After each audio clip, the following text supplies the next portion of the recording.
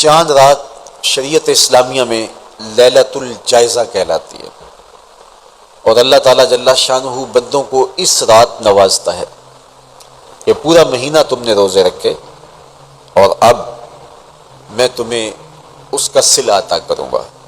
اور لیلۃ الجائزہ میں اللہ عیدی عطا کرتا ہے، اور بندوں کو وہ عطا کرتا ہے جو وہ سوچ بھی نہیں سکتے کہ ہمارا مالک ہمیں کیا کیا عطا کرتا ہے۔ ہر شخص جو عیدی دیتا ہے وہ اپنی طاقت کے مطابق دیتا ہے نا۔ آپ کو بھی بچپن میں عیدی ملتی رہی ہوگی، اب بھی ملتی ہوگی، تو ہر شخص اپنی کیپیسٹی کے مطابق ہی عیدی دیتا ہے نا۔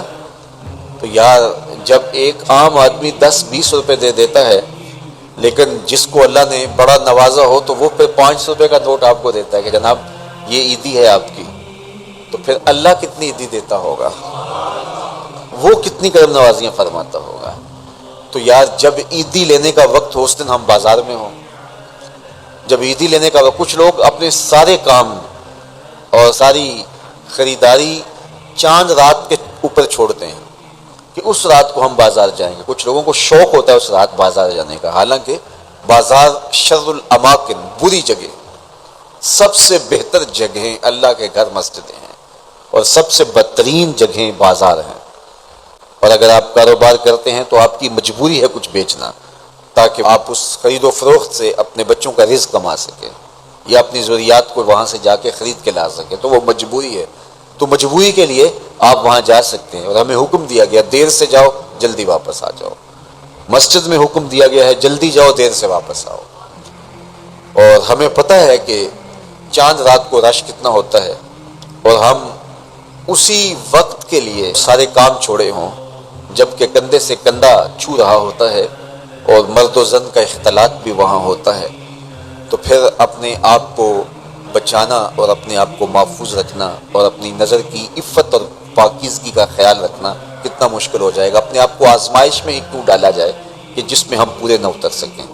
تو اس لیے یہ بات ذہن میں رکھیے گا کہ یہ لیلۃ الجائزہ ہے، یہ جھولی پھیلا کے رب سے مانگنے کا وقت ہے، یہ بازاروں میں آوارگی کا وقت نہیں ہے۔ تو یہ رات بھی ہماری اللہ کے حضور عبادت میں گزرنی چاہیے، ذکر و فکر میں گزرنی چاہیے، یاد الہی میں گزرنی چاہیے۔ تو لیلۃ الجائزہ کو کبھی ضائع نہ کیجیے، اور اس رات کو برباد نہ کیجیے۔ سارے مہینے کی محنت آپ نے جو کی، اب اس کا صلہ لینے کا وقت ہے، اب عیدی لینے کا وقت ہے۔ تو عیدی لیجیے اپنے رب سے، جھولیاں پھیلا پھیلا کے لیجیے، اس سے خیرات مانگیے، اس کی کرم نوازیاں اور اس کی رحمتیں تمہارے اوپر برسیں گی، تو ان کو اپنے دامن میں سمو لیجیے۔ تو اپنی ضروریات کے لیے اور وقت نکالیے۔ اور عید کا دن بھی اللہ نے ہمیں 5 نمازوں کے علاوہ ایک اضافی نماز عید کی ہمارے اوپر واجب کی ہے۔ عید کے دن تو لوگ فرض نمازیں چھوڑ دیتے ہیں، جبکہ عید کے دن فرض نمازوں کے علاوہ ایک اضافی نماز رکھی گئی ہے۔ تو یہ ہمارا امتحان تھا، ہمارے ایک مہینے کی جو ٹریننگ ہوئی تھی، اس کے بعد آج ظہر کے وقت، آج عید کے دن فجر کے وقت، آج عصر اور مغرب کے وقت دیکھنا تھا کہ اس کا اثر ہماری روح میں کتنا اترا ہے۔ اور میں کہتا ہوں کہ جب مسلمان سارا مہینہ روزے رکھیں، تراویح بھی پڑھیں اور نمازیں بھی ادا کریں، اور عید کے دن فجر کے وقت مسجد میں نمازی نہ ملے، ظہر کے وقت آدھی صف ہو، تو شیطان تو بڑا خوش ہوتا ہوگا، وہ تو بڑا راضی ہوتا ہوگا کہ یہ پڑھتے تھے نمازیں اور تراویح اور کیا کیا کرتے تھے، پتہ چلا نا کہ ان کے اندر کچھ بھی نہیں اترا، اور یہ جہاں کھڑے تھے اس سے بھی نیچے لڑک کے آ گئے۔ تو شیطان کو کبھی خوش نہ ہونے دینا، اللہ کے حضور سرخروئی اور کامیابی کے لیے دعا مانگتے ہوئے ماہ صیام سے رخصت ہوں۔ یہ گھڑیاں اللہ نے نصیب کی، گنتی کے دن انہیں کہا گیا، تو یہ گنتی کے دن یوں ہی بیت جاتے ہیں، اور اسی طرح پوری زندگی بیت جاتی ہے۔ حضرت نبی رحمت کی مجلس لگی تھی، ہجوم عاشقاں تھا، تو ایک دن حضور نے فرمایا جنتی دیکھنے کا شوق ہو تو دروازے پہ دیکھو۔ کہتے ہم نے دیکھا ایک بوڑھا شخص ہاتھ میں جوتا پکڑا ہے بائیں ہاتھ میں، اور تازہ آثار وضو اس کی داڑھی پر نمایاں ہیں، تو وہ مسجد میں داخل ہوا۔ خیر اگلا دن ہوا تو پھر کہا اگر کسی کو جنتی دیکھنے کا شوق ہے تو دروازے پہ دیکھو۔ ہم نے کہا دیکھیے آج کون خوش نصیب آتا ہے، تو وہی بزرگ دوبارہ آئے، بائیں ہاتھ میں جوتا پکڑا ہے اور آثار وضو چہرے پہ حویدہ ہے. تیسرا دن آیا تو پھر کہا جنتی دیکھنے کا شوق ہے تو دروازے پہ نظریں رکھو. ہم نے دیکھا تو وہی بزرگ اسی حالت میں آئے. مجلس ختم ہوئی تو میں ان بزرگوں کے پیچھے چل پڑا. حضرت عبداللہ بن عمر کہتے ہیں کہ میں جب پیچھے چلا تو انہوں نے کہا کیسے میرے پیچھے آ رہے ہو؟ میں نے کہا ابا جی سے کوئی شکر رنجی سی ہو گئی ہے, لڑائی سی ہو گئی ہے, تو میں 3 دن آپ کے پاس گزارنا چاہتا ہوں, تو مجھے آپ رکھ لیں گے؟ انہوں نے کہا کوئی بات نہیں, آ جاؤ. کہتے ہیں میری آرزو تھی کہ میں دیکھوں کہ یہ عمل کون سے کرتا ہے. حضور نے فرمایا جنتی دیکھنا تو دروازے پہ دیکھو, اور 3 دن یہی آتا رہا. کہا اس نے کہا کوئی بات نہیں, آ جاؤ. میں ساتھ چلا گیا. رات جب سوئے تو میں نے چادر اوڑھ لی اور میں اس طاق میں تھا کہ دیکھوں کہ یہ عمل کون سے کرتا ہے. لیکن وہ ساری رات سویا رہا. اتنا تھا جب کروٹ بدلتا تھا تو رب کے نام لیتا تھا. اس کے علاوہ صبح اٹھے, میں بھی اٹھا, نماز فجر ادا ہوئی, ناشتہ کیا, کھیتوں میں چلے گئے, باغ میں پانی کیا, گوڈی کی جو بھی معمولات تھے, ظہر پڑی, مغرب عشاء, رات ہوئی تو پھر سو گئے. میں نے سوچا کل میری وجہ سے ہو سکتا ہے معمولات ترک کی ہوں, لیکن معمولات کا عادی شخص روز معمولات ترک نہیں کر سکتا. تو دیکھتے ہیں کہ آج کیا ماجرا ہوتا ہے. میں سو گیا بظاہر لیکن جاگ رہا تھا, لیکن وہ ساری رات سویا رہا. صرف کروٹ بدلے تو رب کا نام لے. کہا خیر وہ وقت دن بھی گزرا. تیسرا دن گزرا تو جب 3 دن بیت گئے, صبح ناشتہ ہوا تو میں نے کہا کہ میری ابا جی سے کوئی لڑائی نہیں ہوئی تھی, کوئی میرا الجھاؤ نہیں ہوا تھا.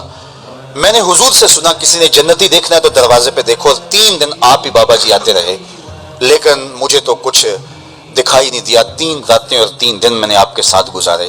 تو وہ بزرگ فرمانے لگے کہ اے ابن عمر, ایسی کوئی بات نہیں ہے کہ میں تمہاری وجہ سے کوئی عمل چھپایا ہو. میرے وہی معمولات ہیں جو تم نے 3 دن میں دیکھے. کوئی الگ سا عمل ایسا نہیں تھا جو تم سے میں چھپا لیا ہو, لیکن ایک میرا عمل تم نہ دیکھ پائے, اور وہ اگر تم اور بھی دن میرے ساتھ گزارتے تو نہ دیکھ پاتے. تو مجھے تجسس ہوا, میں نے کہا کہ وہ عمل کون سا ہے؟ تو وہ فرمانے لگے تم نے محنت کی, 3 دن رہے تو میں تمہیں بتا دیتا ہوں. تو اس بزرگ نے ایسے سینے پہ ہاتھ رکھا, دل والی جگہ پہ, کہا اے ابن عمر, یہ جو سینے میں رکھا ہوا دل ہے نا, اس میں کسی مومن کا بغض نہیں ہے. تو اس میں کسی مومن کے لیے نفرت نہیں رکھی ہے, بغض نہیں رکھا ہے. تو آج میں اور آپ جنت کے مسافر بننا چاہتے ہیں تو اس اندر کی دنیا کو صاف کیجئے. یہ اٹھتے ہوئے قدم ہیں, سیدنا علی المرتضیٰ فرماتے ہیں, یہ ہماری جو سانسیں ہیں یہ اٹھتے ہوئے قدم ہے, یہ پگھلتی ہوئی برف ہے جو ہمیں موت کے قریب لے جا رہی ہے. ایک بزرگ کہتے ہیں مجھے یہ سمجھ نہیں تھی کہ یہ جو قرآن نے کہا ان الانسان لفی خسر, بے شک انسان خسارے میں ہے, تو میں نے کہا یہ خسارے میں کہاں ہے؟ کہاں گھاس پھونس کے جھونپڑے اور کہاں علی نصب گھر اور بنگلے, انسان تو آگے جا رہا ہے, تو یہ خسارے میں کیوں کہا گیا؟ تو میں سمرقند کے بازار سے گزر رہا تھا, وہاں ایک آدمی پھٹے پہ رکھ کے برف بیچ رہا تھا اور ساتھ آوازیں لگا رہا تھا. آج کل تو یہاں وہ پاپڑ بیچنے والے بھی آوازیں لگاتے ہیں, تو وہ سمرقند کے بازار میں برف رکھ کے بیچ رہا تھا اور ساتھ آواز لگا رہا تھا ارحموا ارحموا الی من یذوب راس مال, او گزرنے والوں میرے پہ ترس کھاؤ, میں ایسا تاجر ہوں جس کا راس المال پگھلتا چلا جا رہا ہے. کیونکہ برف ایک ایسا سودا ہے جو گاہک کا انتظار نہیں کرتا. آپ کپڑا بیچتے ہیں, آج گاہک نہیں آئے, ہو سکتا ہے کل 4 آنے مہنگا بیچ لیں. آپ پیٹرول بیچتے ہیں, ہو سکتا ہے پڑا 6 روپے اوپر چلا جائے, آپ کروڑوں کے فائدے میں چلے جائیں.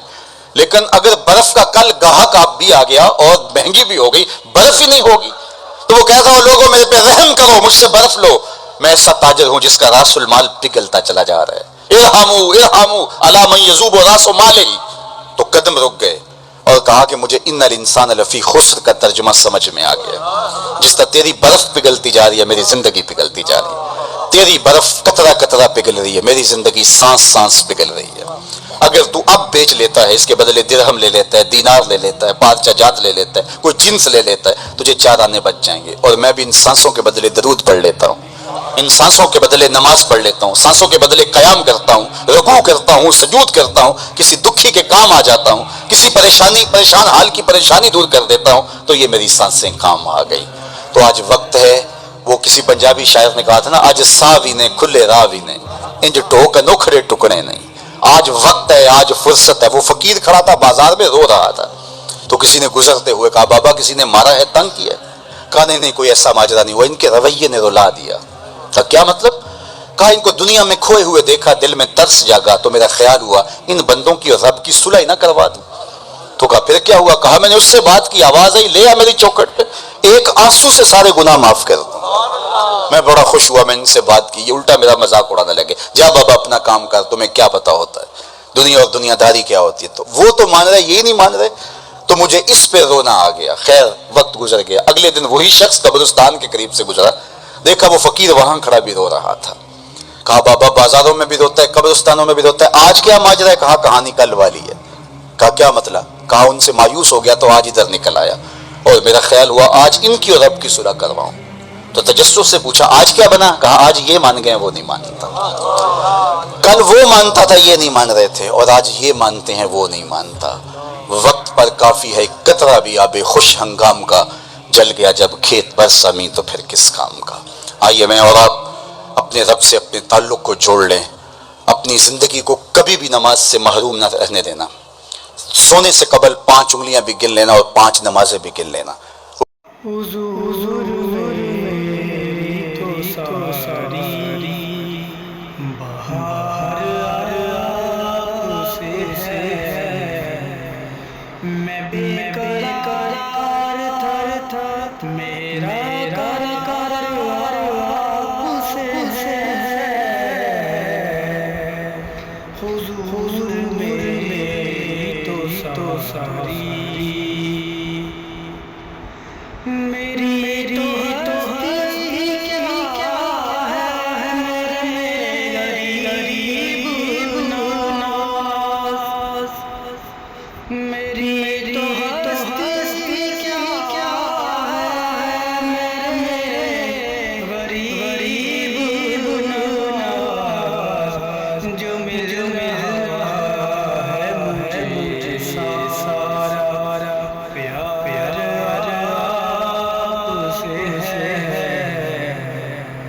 جو مل رہا ہے مجھے سارا پیار آپ سے ہے۔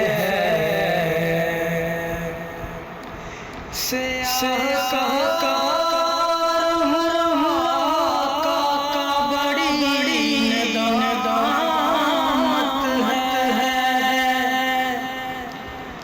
سیاہ کا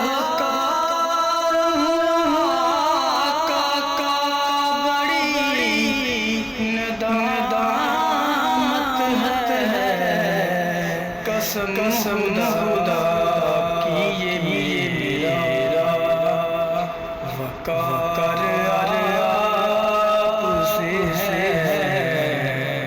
حضور میری تو ساری بہار آپ سے ہے،